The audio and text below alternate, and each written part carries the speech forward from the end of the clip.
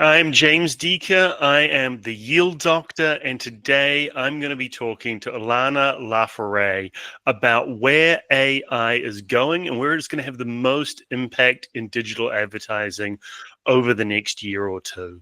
Alanna is one of those people who has been everywhere in digital media. She did a tour of duty through DoubleClick, Right Media, Yahoo, Google, AdMeld, Conde Nast, Omnicom, and most relevant to this conversation is a former head of the IAB Tech Lab and is currently the CEO of Laforet Productions, helping a number of companies in the space navigate their challenges as they look at the need for revised strategies around AI.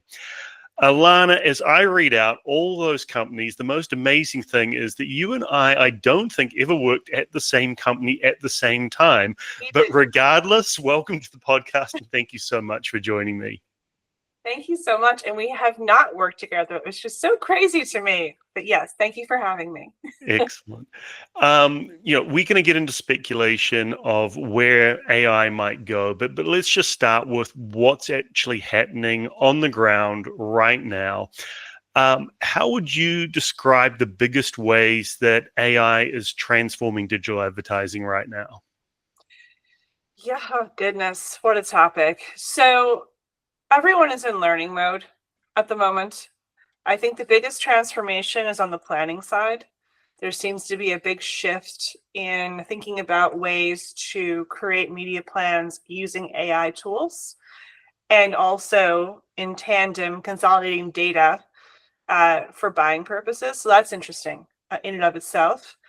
And then there's the whole conversation about just in general agentic AI implementation. So everyone on LinkedIn is talking about how to talk to your respective AI instantiation, be it Claude, be it ChatGPT. Everyone's sharing prompts to get the most out of an advertising focused conversation with an AI, with their AI of their choice, which I think is really fascinating. And so, today, everyone's testing and learning. There are certain gains already, especially on the planning media side. On the provenance side, people are thinking about ways to start tracking either digital assets, creative photos if you're a publisher. So I do think there's a lot going on. I just think it's also a bit, as usual, the Wild West. One thing that would be useful to talk about is what's actually happening within companies. Because I've got asked questions repeatedly over the last few weeks. Is there a disconnect between the amount of talk that's occurring and the number of actual implementations, particularly outside of implementations within the biggest walled gardens? I'm going to, set aside Google and Amazon and those that sort of have the team of data AI on the back end. When you think about these, small AI startups, are you seeing that meaning they're actually getting traction in terms of actual implementations, or is it more still in the experimentation stage? From my experience, these startups are still in test mode, most of the large companies. I will say though, Publicis has Core AI, and they're going to invest quite a bit of money. I think it's 300 million is what was reported, into the instantiation of their respective AI solution for clients. That right there is a big company investing and really investing year over year, not just testing and learning. So that's really interesting. I do think a lot of the startups, and I won't name them because I don't want to say that they're not where they need to be. I don't think that's fair, but I do think that everyone is kind of in this marketing mode where they're talking up a storm about everything that they're doing. And when I kind of lift the hood up and look, a lot of it's still test mode on the startup side. I think the big companies are playing a bit deeper because they can. And I do think, the holding companies in particular, specifically Publicis in this example, because they've been so vocal about it, that they are investing, which I think is fascinating. So you and I have been in the space a long time, as we just made a reference to. And every few years, you see a wave of innovation around a new technology. Obviously, this right now we're talking AI. I saw one report that listed something like 77 different ad tech startups focused on AI. What is good for the investor community potentially, and it may be good for the long-term innovation, but in the short term, we may see fragmentation within the industry, just at a time when, if we weren't having AI, innovation, one might argue that the industry is ripe for consolidation. So, with all these startups, are we potentially going to see confusion in the market again until we start to see winners emerge? Again, did we ever not see confusion in the market? I was thinking about this as I was driving today in LA. The term stack, we've used the term ad tech stack for a very long time, because you and I have both been in the industry for quite a bit. I think that term is changing because we're not layering anymore long term. I think this is a time where we need to start learning about the new technologies that are coming our way and thinking about how to implement them in the right ways. And so our inclination as an advertising community is to make a layer cake, right? And just keep layering on solutions, be it data, be it bidding strategies. We had header bidding, we have first look in the ad server, we have blah, blah, blah. It's like this. And then on those layers can be different implementations of things. That needs to change. That is causing so much havoc in our world because we've just kept piling on. And what we have now is a great industry, but it needs to be optimized and refreshed. And so technology like AI, there's other things too, but like AI, AI, we can use it for multiple different things. We can, Joe Sawatsky, when he was at Media Math, he had this big thing where he talked about bringing in your own algorithm. That was, we talked about it at Right Media, back in the day. And everybody kind of went down that path and banged that drum. But now everyone has their own algorithm because you can use these open source algos and pay for the paid version if you want to start combining the prompt AI software with the execution AI software like a Replit, which I use to create software programs. And that's really cool because you become that solutions provider where before you had to rely on that layer cake to give you what you need as either an advertiser, agency, publisher, whatever. So I do think that is going to be broken apart, which will cause a bit of chaos, right? Because there'll be more solutions coming into the market that are more homegrown versus, the traditional corporate insertion, if you will. So let me just play that back to you. I didn't necessarily think we were going to go there, but it's an interesting concept. And so when you say the layers, we talk about an SSP layer, a DSP layer, the creative optimization, the analytics, etc. And within every one of those layers, there's a couple of clear players you have to work with, and there might be 10 or 20 different vendors. And so that's why everybody ends up having to work with everybody. What I think you're getting to, and I've actually heard others allude to this, is this idea that with the right type of AI implementation, we may end up closer to an end-to-end stack, but with a series of plugins around specific agents that you can use in specific circumstances. And you just mentioned the algorithm. Is that sort of the change in the whole landscape that you're talking about? Yeah, I think the plugin idea is correct. And I think what's important to realize is people can make their own plugins a lot easier now because of the speed of development, right? Like you can use these AI development tools, and I use Replit as my example because I've been using it, but there are others, as well as the prompts, right? And asking questions and doing your research, and you can create your own IP off of that. Using your own imagination, you can use those tools to create IP a lot faster than before. And that opens up a whole world that we didn't have necessarily before in ad tech, right? Okay. So plugins will be more robust than they were before. Yeah. One of the areas, well, one of the questions I get is where will we see the most impact and the least impact? And I've taken the position that in the short to medium term, we'll see the least impact around the delivery optimization and audiences, because what we used to call machine learning, I think, is a proxy for the fact of a lot of intellectual sort of heavy lifting went on in those areas. And so to me, there's less immediate payback, and that there's more payback in areas like ad operations, maybe on the analytics side, if you can do sort of no code type analytics. Are you broadly in agreement with that, or where do you think the most impact is going to be? When OpenAI opens up their prompt windows for advertising, that's going to be number one, right? Their dwell time is what, 13 minutes a user? That's insane, right? That, so let's flip it a little bit. Potentially, the planning tools that are being created using AI, creative optimization, I think those you'll have gains there, right? Because you're thinking about things in a holistic way, and as long as you're modeling correctly and using the right data to model correctly, you will have optimization gains on the yield side and on the planning side. But flip it, so let's say these solutions open up advertising. We've been looking for dwell time to go up. We've been looking for users to be specific. We've been looking for users who are doing something interesting and looking for intent. These prompt software, be it Claude, be it ChatGPT, they have intent. They have demographics. If they have, login, I think ChatGPT has like 20 million paid users right now. I think they have like 100 and I don't even know, 20 million per month.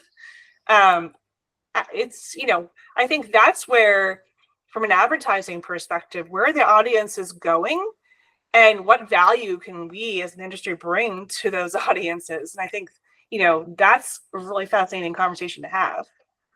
That's, again, not where I expected that you would go. So let's drill a little bit on that, because in that world, that paints the AI as almost a publisher, the way that, Google started out with a very clean interface. It's just a search box. And of course, there were tons of ways that they became an advertiser downstream.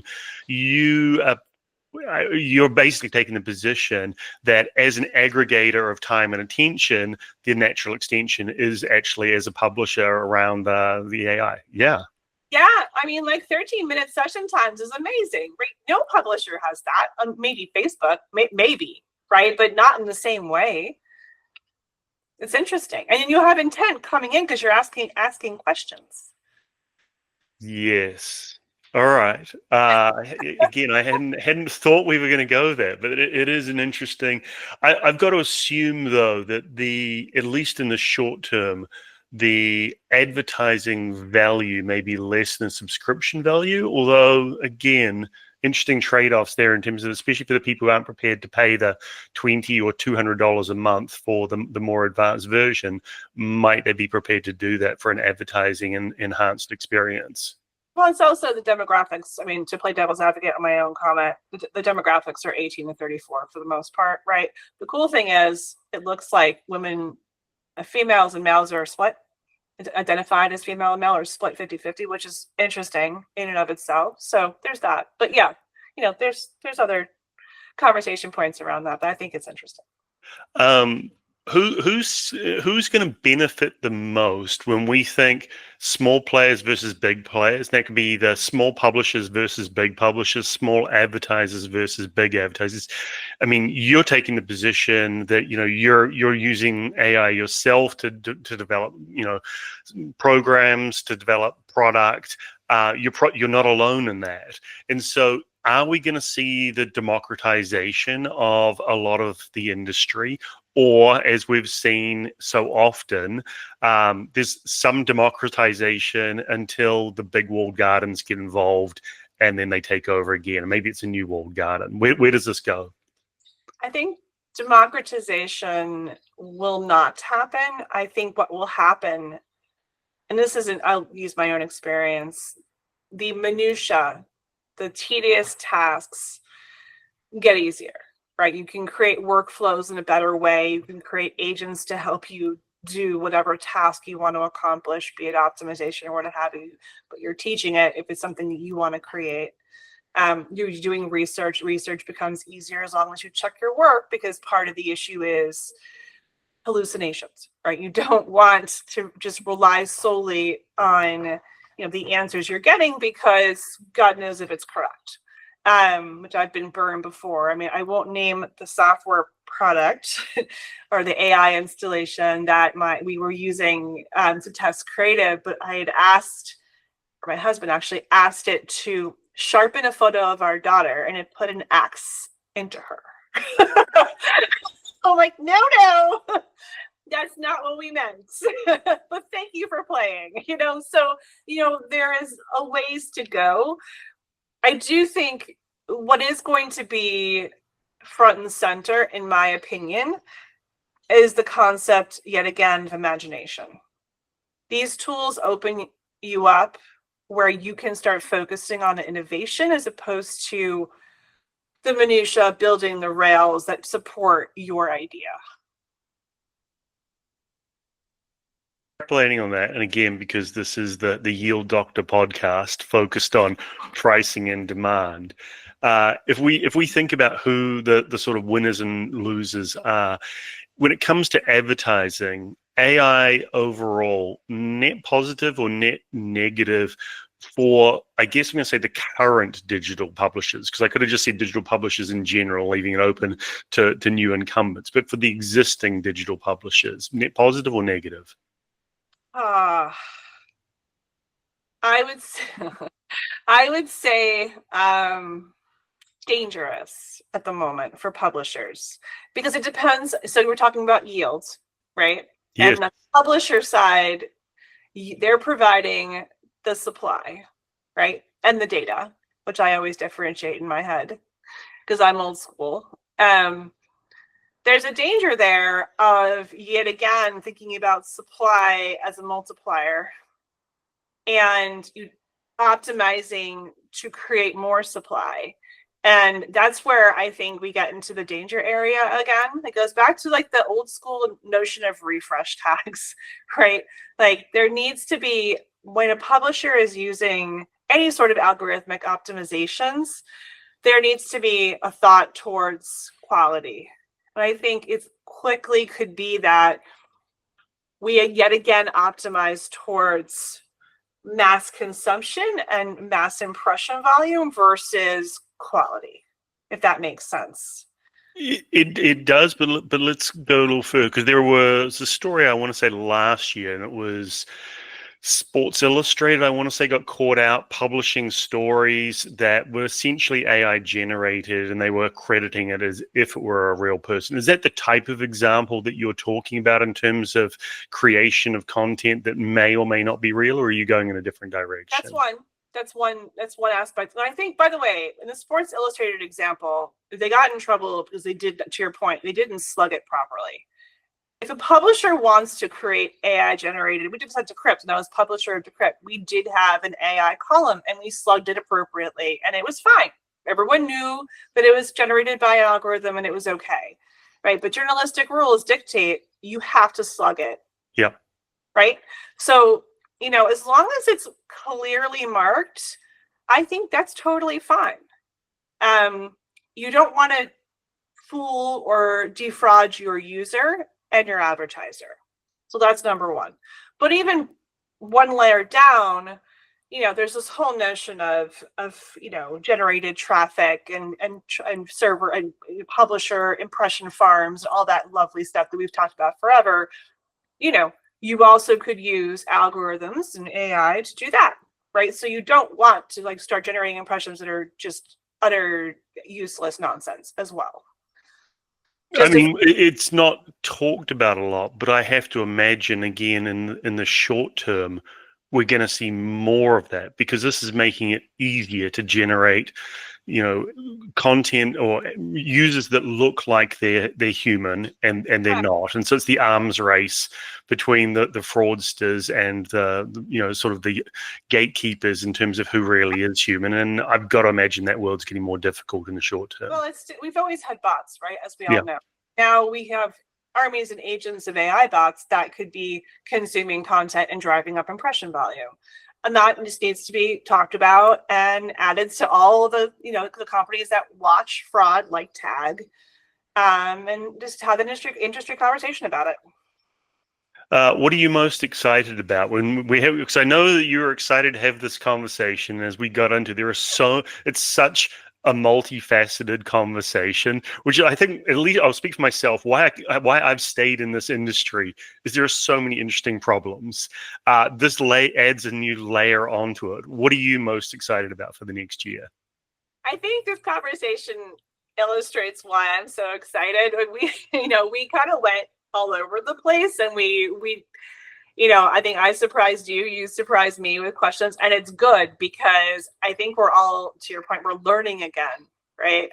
I don't purport to be an AI expert. I purport to be an AI in training scholar, if you will, right? I mean, I think it's fun to learn new things. It's really fun to think about ways to improve our industry. Maybe fulfilling the things that we wanted to do for so long, like an algorithm in a box, right? Your own ad decisioning in an easy way.